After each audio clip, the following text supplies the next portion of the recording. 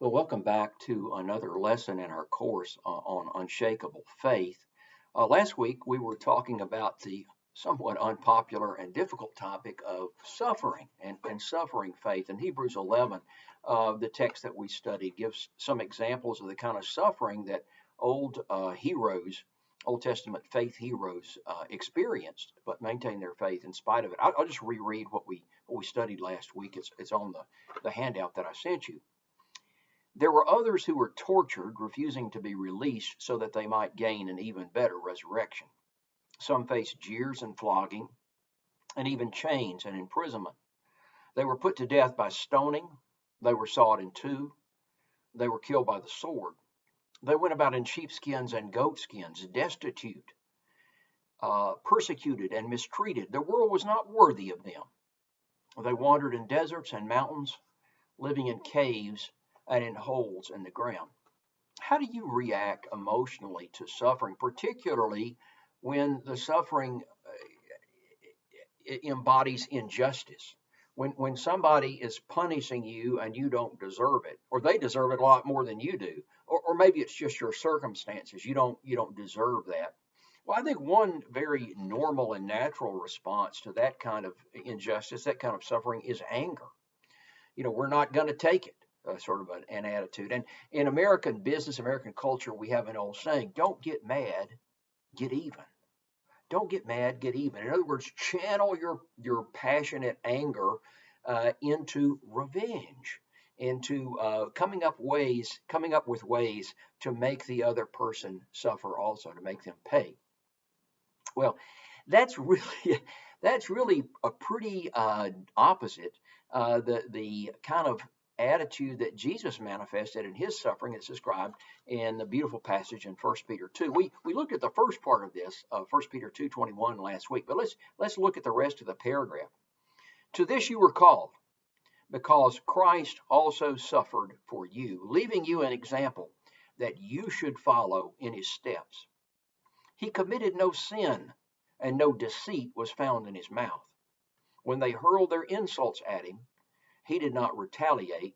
When he suffered, he made no threats. Instead, he entrusted himself to him who judges justly. And so what the writer here is telling us is that one way for our faith to be unshakable when we encounter suffering is to disavow anger and to entrust ourselves to him who judges justly, to entrust to be faithful that God is faithful and that he will put it all right eventually, that he will rectify the injustice in his time.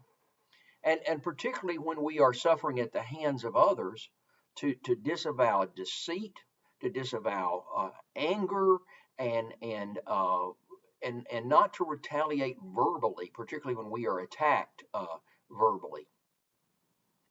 So, not making, I'm going to get you back, not making threats. Instead, we say, God is in the vengeance business. God is in the justice business. And I'm just going to wait on him in his own time to make this thing right. Now, I want to tell you the truth. That's really, really hard to do. It's easy to talk about. It's easy to read this, heartwarming. When it gets to be you, when it gets to be you, then that kind of attitude is a real challenge. But if you want to have an unshakable faith, that's a road you'd like to try to go down. Well, speaking of going down roads, we have a very special guest that I'd like to interview for our class today, Sister Karen Winter. So I'm going to put her on, and she, she's not in Hebrews 11. She's not quite that old, but she has some real life experiences that I think demonstrate an unshakable faith. And after that, to kind of get our heads around where we're going today, um, I'd like to take you to a place that's very special to me and to my family, and that's the Oxford High School track. So we'll be seeing you there. Then we'll come back and get back into the scripture and finish up, as a matter of fact, Hebrews chapter 11 today. Our guest this morning is Karen Winter, a Christian sister, and Karen is a dear friend to many of us. She's had a very long and eventful life, served as a missionary in at least three different countries, three different cultures overseas. And so I just wanted to visit with her about this topic of unshakable faith. So let's just get in a time machine with you, Karen, and maybe you can share with us your spiritual walk and how you first became a Christian. Okay. Actually, Doug, this involved your dad. I had gotten, or well, was in the process of getting a degree, a Bachelor of Science in Science. And I saw that at the Student Christian Center, there was a class being taught by a physics professor on, uh, evidences, I think was the name of it, on how we know that there is a God, all that. It was just a fascinating topic to me. And I didn't know anything about the Christian Student Center. But back then, it was advertised in the Daily Mississippian about the classes at the Student Center. So I went, found the room. It was kind of in the back of the Student Center. And your dad was there, Dr. Shields, and I took the class, and it just became so apparent to me about who God is. He went into all the cosmetology and all this type thing, and it was just fascinating. So from there, I met people in the class. I started taking other classes at the Student Center, and through all that, I came to believe, was baptized, and very thankful for the Student Center. Okay, well, that's just a great story. And I guess at this time you're like 19, 20, 21 years old, something like that?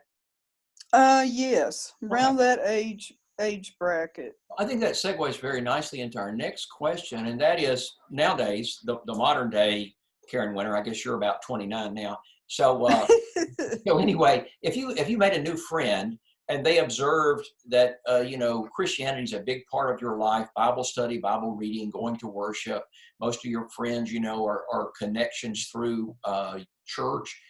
They said, Karen, what is it? What is driving you to believe all this stuff? What's the foundation of your faith? How would you answer that question? There's a lot of different aspects to that. Through the years, I have seen that just so many, through experience, answers to prayer, situations I was in that I found that it was more than a coincidence, that I would pray about something, I could see how God worked through that, and even people that I'm very close to, people that I have prayed for, and I've seen God work through those situations. I guess the longer I'm a Christian, the more and more evidences I see of God working in our lives. And I was telling somebody the other day that was a fairly new Christian that with the Bible, you can read the same passage 100 times, and every now and then you will read a passage and it just jumps out to you. And you see, even though I've read this so many times, that passage becomes new and I understand it better. And to me, that's a very good evidence of Scripture, how, we learn, but it also becomes deeper and deeper in our heart as we study. Yeah, living and active. Well, not everybody in our class knows you as well as I do.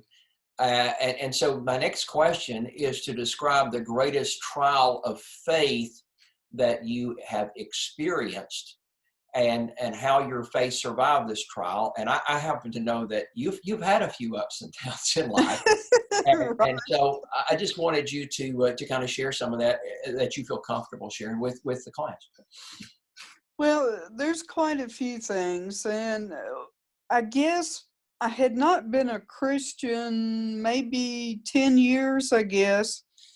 No, not even 10 years, when I decided to go overseas and be a missionary.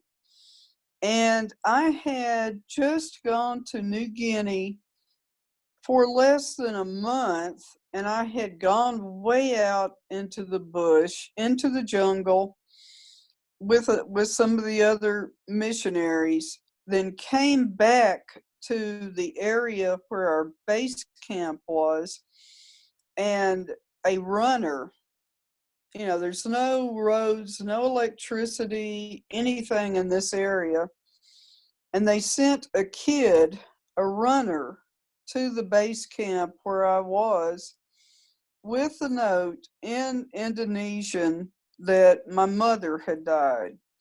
And you can't imagine what that's like.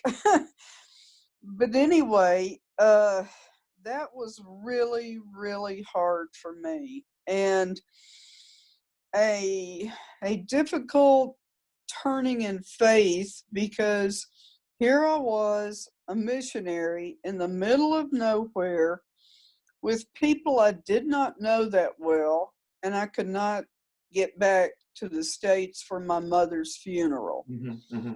And well, actually, she had passed away 3 or 4 days before I ever got the note. Another time is, I guess when I found out I had cancer, which I think I approached that with full faith, but it was after I had gone through extensive surgery. And for some reason, I felt this disassociation with God, and it took me a long time to regain that faith. No, not faith. I never lost my faith, to feel close to God again. Mm-hmm, mm-hmm. Well, those are certainly huge trials, life-altering trials in a way. And sad to say, a lot of us face those sorts of things sooner or later in life. What are some things that you did during the period before those things hit your life that built your spiritual maturity and strength and faith up to a point where it was able to survive? Well, let's see. There are so many instances of things that occurred that a lot of it was through other Christian brothers and sisters. I think we help each other grow in faith, and it can be through many, many different ways. But a lot of times when we may feel chopped down or whatever, somebody else, some other Christian comes and gives us examples of what a faithful Christian is. Mm-hmm. And I think in so many different ways, we comfort each other, we come to the aid of each other, and through those examples of good Christian people, we, okay.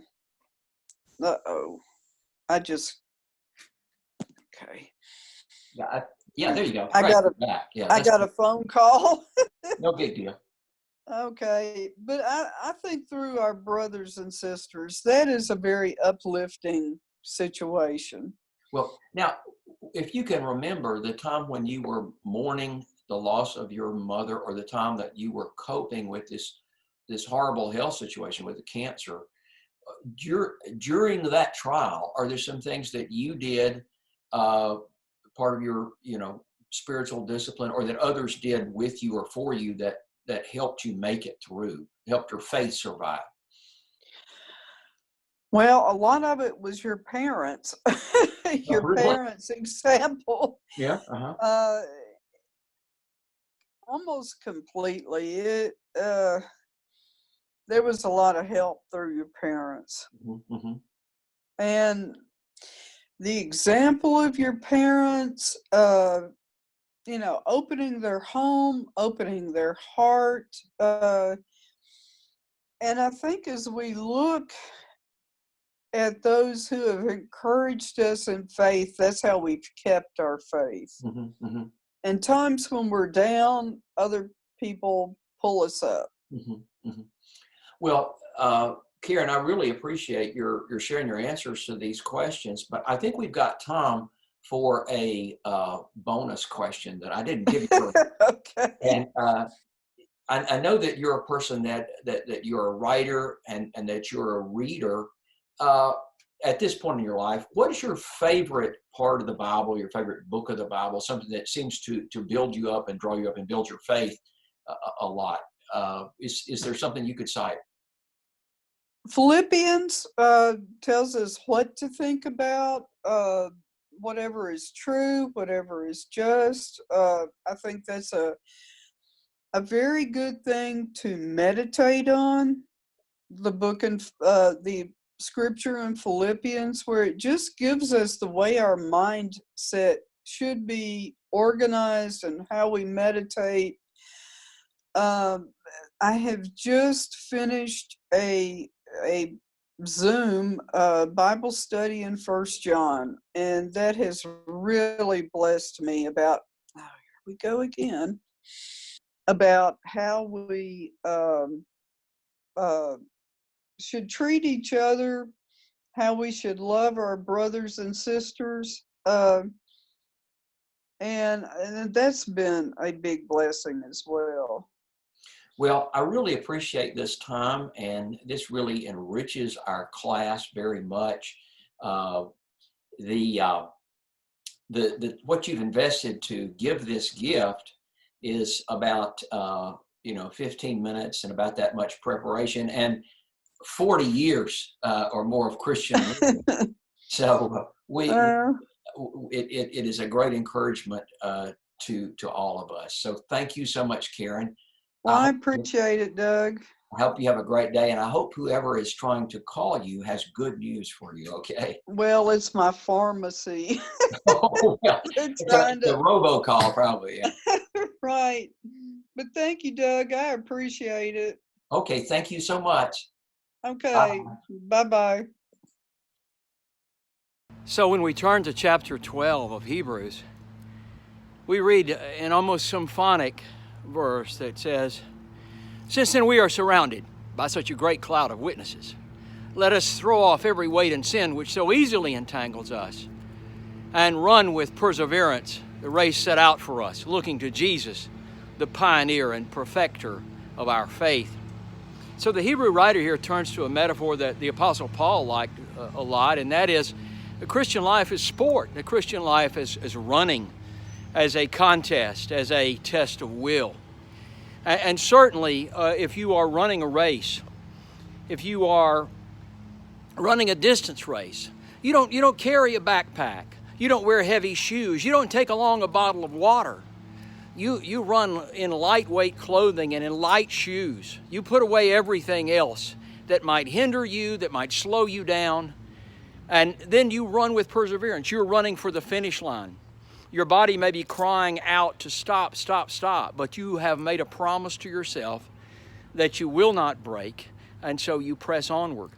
And you're aware of competition. You're aware also of the encouragement you get from your friends and family that are looking on, from your coach, and from the example of the pioneer and perfecter, the prince, the captain, the author, the completer that has shown us how to do it, Jesus Christ.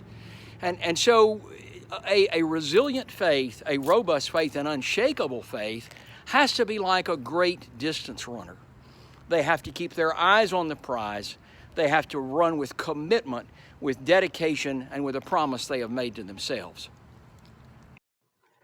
Okay, before we talk about getting out there on the track and running that race some more, I'd like for us to backtrack to the last two verses of Hebrews chapter 11. Sometimes the chapter divisions in the Bible, which I want to make sure everybody realizes these were added a long time after the original scriptures were written. Sometimes those chapter divisions are very logical, and sometimes it may be not the best place. And the first few sentences, excuse me, of Hebrews 12 really tie into chapter 11. Now, don't ask me where the division should have been made. I'm not in that business, but at any rate, I think we need to view this as a continuum and not as a sharp break. The last two verses of Hebrews chapter 11, and it's on your sheet here, says these, meaning all these great heroes, Hall of Fame of the faithful, these were all commended for their faith. Yet none of them received what had been promised, since God had planned something better for us, so that only together with us would they be made perfect. Wait a minute. Here's all these people, and they have this great faith, and they said they didn't get what was promised. And we said, part of faith is trusting God to keep his promises. These people didn't get the promise. They didn't receive it. Hey, what is the deal here? If the Hebrew writer is telling us, if you can be faithful, there's a great payoff in the end. There's a great reward for you. This is the road to glory. This is a better thing, but we're supposed to imitate the people that didn't get it. I mean, what's the story here? Well, we have to dig just a little deeper. And actually, when we look at the promises that they were given, they were not promised health, wealth, and prosperity in this life. The key to the promise was that God will make of you a great nation, and through your descendants, everybody on earth will be blessed. This is the great promise that he's alluding to. You're part of something much, much, much bigger than yourself. You're part of God's story and God's plan to redeem mankind. This verse, they did not receive what is promised, looks back to verse 13 of chapter 11. It said, they didn't get there, but they saw it and welcomed it from afar. And that's just such a great verse. They didn't make it all the way across the river. End of Moses' life, and who's greater in the Bible than Moses? Jesus. Yeah, okay, Jesus. Beyond that, Moses is a superhuman giant of faith. But because of his disobedience, God said, "You're not the one to lead the people into the promised land across the Jordan." And so he took him to the top of a mountain, Mount Pisgah, right before he died, so he could look over and see the promised land. He could see it, but he couldn't go there. And so Hebrews 11:13 said, these faithful people, they didn't get there all, but they saw it and welcomed it from afar. What they saw was the kingdom that you and I are blessed to be part of through Jesus Christ, God's Son, his blood taking away our sins. That's the better thing that we have. We're not chained to a legalistic system of animal sacrifices that doesn't really take away our guilt. We're not caught in a waiting period for the Messiah to come. Jesus has come. He's raised from the dead indeed. And so, we have some blessings together with the Old Testament heroes that they just didn't get to by themselves. So I think that's what it's alluding to there. It says that only together with us would they be made perfect. And the word perfect there doesn't mean absolutely no mistakes. It means complete. And so it's, we are part of this story, and we get to be around for the happy ending of the story. This word better, it says God had planned something better for us is big in the book of Hebrews, translated either better or superior. I believe it's the same Greek word, just a different translation, but about 13, 14 times, something like that, in the book of Hebrews, this word is used. And what the Hebrew writer is trying to get us to appreciate is the road we're on now. No matter how hard it seems, no matter how challenging, no matter how our faith is taking a beating, that it's worth it, that we have a very, very special relationship with God that puts us in this superior or better place than even these great heroes. And if they could do it on unleaded gas, and we're burning that premium fuel, then we're burning jet fuel compared to them. We can do it too. We can do it too. So that brings us to the verse that the passage that I alluded to over there at the track, and it says, "Since we are surrounded by such a great cloud of witnesses, then let's get ready to run." Since we are surrounded by such a great cloud of witnesses. Now, the thing that pops into my mind when I hear that is the Olympics, and the stadium is full and everybody is cheering for us to run this race. Actually, that word witnesses there doesn't really mean spectators. The word witness in the New Testament is martus, from which we get the word martyr. Martyr. And so while it's not just like that they're up there in the stands and they're kind of like me, they can't run that fast, but they want you to run fast. It's not that way at all. We're surrounded by people who have done it. And they're saying, I did it and you can too. And here, let us run along with you. Let us cheer you on from the infield. Let us get in your ear when you go by. You can do it. You can do it. Let us throw off everything that hinders and the sin that so easily entangles. Now then, what I'd like to do is, well, first of all, I'm getting a little bit ahead of myself. I'd like to make the observation that in the New Testament, sports are frequently used as a metaphor for the Christian life. And I'm kind of a sports nut, so that makes me happy. Okay. But back then, they didn't have basketball. They didn't have soccer. They didn't have football. They didn't have a lot of the sports we enjoy today. In fact, looking at it real close, the only sports that I really see mentioned in the Bible are track, running, and also boxing. There might be some allusion, to gladiatorial combat.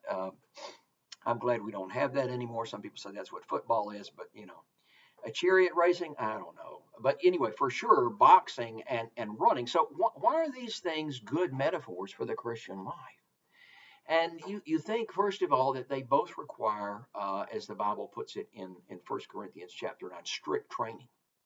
Those who compete in the games exercise self-control in all things. They go into strict training that they may receive a crown that perishes, a crown of leaves. That was supposed to be big stuff back then. You won the Olympics, you got this, leafy crown that would wilt eventually, okay? But we get a crown that will last forever. So our efforts, our training, our pushing ourselves is all worth it. He says here, in a race, all the runners run, but only one gets the prize. 1 Corinthians 9:24. So you run in a way so as to get the prize. Don't just be content to loaf along in the back of the pack. Do your very best. Push yourself out there. And as he says in Philippians chapter 3, I didn't cite that on your sheet, but Philippians chapter 3 says, press toward the mark, press toward the goal. So because racing demands the very best of us, it demands preparation. It causes us to extend ourselves beyond what we think we can do. It really is a good metaphor for the Christian life. And so it gets into this a little deeper here in Hebrews chapter 12, and I almost got there a minute ago, but it says, let us throw off everything that hinders and the sin that so easily entangles. Throw off everything that hinders. And so, as I said over there at the track, you don't carry a lot of weight around. It's not like you're going to go for overnight and want to carry a backpack and a sleeping bag on your back. Instead, you leave it all behind. And if you want to slice this real fine, he talks about sin and everything that encumbers. Some people have read this and suggested, there's some things that aren't sinful, but they can really weigh you down. recreation is not sinful. But you get too much of it, it's going to hinder your spiritual development. If you have no time to read the Bible and pray, but lots of time for television and for recreational reading, that's going to be an encumbrance to you. If you are so absorbed in your work and your profession and making a living that you don't have time for the kingdom and for ministry, then that's going to be, it's not wrong to support your family. It's not wrong to make a living. It's not wrong to make a good living. But, if you don't carve out some time for ministry, that's an encumbrance for you. So we need to consider our lives, and are we really trying to run possessions, for example? Keeping everything together, and the warranty and everything repaired and everything cleaned and everything.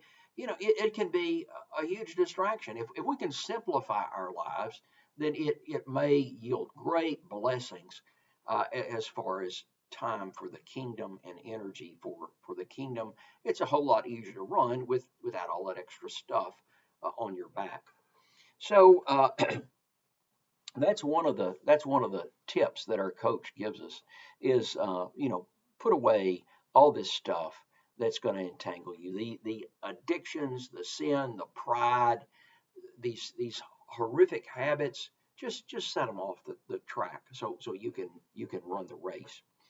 And then verse 2, he says, fixing our eyes on Jesus, the pioneer and perfecter of our faith. And this word pioneer, people translate this all different kinds of ways. It appears a couple of times in the book of Hebrews. I think in chapter 2, maybe about verse 10, it talks about Jesus being kind of a forerunner. It's the same word.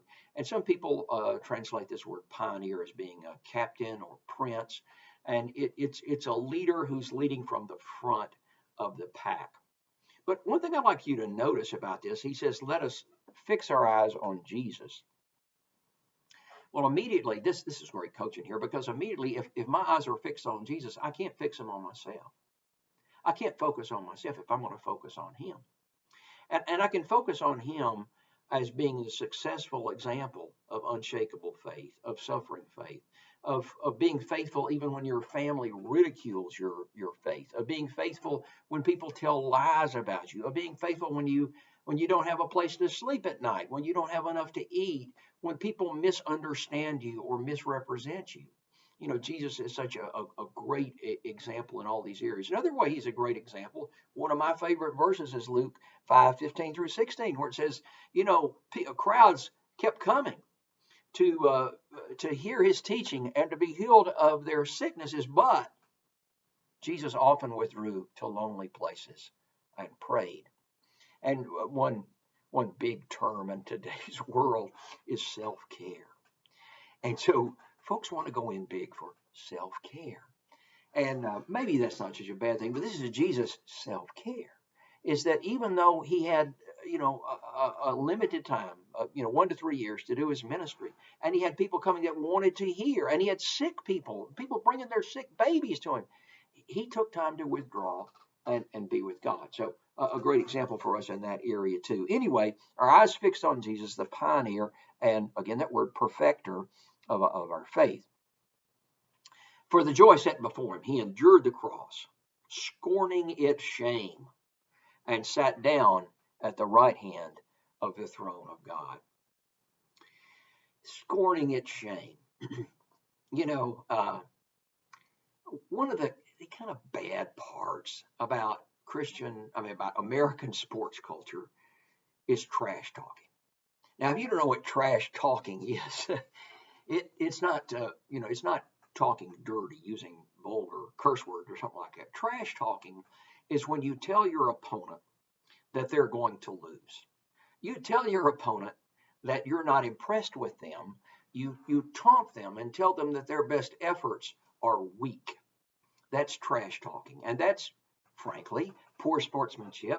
And frankly, I don't think it's quite Matthew 5:3, which says, blessed are the poor in spirit, for theirs is the kingdom of heaven. Having said all this, when we take this metaphor of running the Christian race, and we see that Jesus has gone ahead of us, and he is the pioneer, and we see that he endured the cross, scorning its shame. It's like Jesus is up there dying on the cross, And he's saying to the devil, is this all you got? Is this all you got? Because you can't hurt me. You can kill me. You can put me through all this, the guilt of all the sin on my body. I'm suffering the most horrible death imaginable. But hey, devil, I'm hurting you because I'm coming right back in 3 days. It ain't. I'm scorning the shame here. You're not going to make me ashamed. I'm naked and bleeding, and the spit is running off my body, and the flies are in my eyes. But it's not hurting me. I'm scorning the shame. And so maybe that's off base, but I think it's a great concept. Because the next phrase says, for the joy set before him, he endured the cross. It's frankly, it's agony when you get into the last lap of the race, when they ring the bell and you're on the bell lap. You got one lap to go. And it can be excruciating. Your body is crying out for air, and you're just pushing. But you see the joy at the finish line. You see your coach and your friends and your family are waiting for you to congratulate you on giving your best, win, lose, or draw. And so that's what you're pressing toward, and you're putting these demands of your body in the back seat and behind you. For the joy set before him, he endured the cross. And then in verse 3 it says, consider him who endured such opposition from sinners, so that you will not grow weary and lose heart. And the reason I wanted to reach into chapter 12 and get this paragraph and make sure we included it in our study together is because of these 4 things that our coach, the Hebrew writer, tells us to do. First of all, he says, let us throw off everything that hinders and the sin that so easily entangles. He tells us to run with perseverance the race that's marked out for us. We might rather run on a flat, smooth, soft surface, and it may be cross country. We may be running up some unbelievably steep hill, but that's the race that's been marked out for us. So that's the race that we're going to run. It says fixing our eyes on Jesus, not on ourselves. We fix our eyes on him. And then the fourth tip our coach gives us, a fourth instruction, is to consider him. Consider him who endured such opposition from sinners. And the objective of these 4 coaching principles is so that we do not grow weary and lose heart. And that's unshakable faith. Is a faith that, even in the face of injustice, opposition, suffering, discouragement, waiting a long time, maybe not getting there in our lifetime, that we do not grow weary and we do not lose heart. Well, there's some thought questions at the bottom of the handout. If you get the handout, you might want to look at them. Questions about is burnout sin? Can it be avoided? One thing that I'd like to point out is that this passage brings up some questions, and one of the tough questions, one of the paradoxes of Christianity, and that is the tension between faith and works. The tension between faith and works. If I'm saved by faith, by grace through faith, and Jesus has already done the work, and that I just need to place my faith in him, what's all this talk about, running the race and putting yourself through this agony and pressing towards the goal and forgetting about what's behind? Listen, let me tell you, as somebody who's I'm kind of old now, who tries to run, people ask me, do you enjoy running? I say, I enjoy the stop at the end more than anything else. And people say, do you enjoy running? I say, I enjoy having run. I like what it does for me. I like the way it makes me feel. But when I'm on a 4-mile run and I'm about mile 3, I keep thinking, boy, it would be nice to stop right now. I think I'll walk the rest of the way. That's it. Frankly, that's what you think about. And so why this emphasis, if it's faith and works, why this emphasis on works here in Hebrews chapter 12? Isn't it all about grace through faith? And it's interesting that when grace comes up in the New Testament, our effort, our works are never far behind. It talks about this in Philippians chapter 3, and it says you need to strive toward the mark, the goal, the heavenward call, because God is at work in you. Because God is at work in you. And so somehow this faith thing We struggle with this some with the verses from James a week or two ago, but this faith thing calls for our best effort as well as for our reliance on God and what He has already done for us. Well, it's been great to be together. We're all through with this section in Hebrews. We have I'm gonna propose 2 more lessons in this course. Next week, I'd like for us to look at Luke 24, and the title of that lesson is Hopeless Faith. Hopeless Faith. And then we'll have just a little bit of a review, an overview, and hopefully by then we can be together again. If not, we'll continue our study on a different subject. But it's been really great that we've been able to be together this way through the miracle of Zoom, miracle of the internet. So I hope that YouTube. So I hope that we can be together again next week.